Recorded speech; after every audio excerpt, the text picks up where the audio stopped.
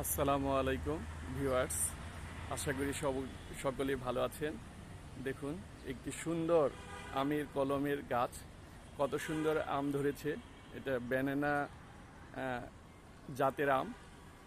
এটি একটি কলমের গাছ, অল্প একটু মাটির ভিতরে, একটা ড্রামের ভিতরে এত সুন্দর একটা কলমের গাছ হয়েছে। এবং মাশাআল্লাহ, আলহামদুলিল্লাহ, আলহামদুলিল্লাহ, শুকুর আলহামদুলিল্লাহ, যাদের অল্প একটু জায়গা, ঠিক এরকম সুন্দর একটি আম গাছ লাগাতে পারেন।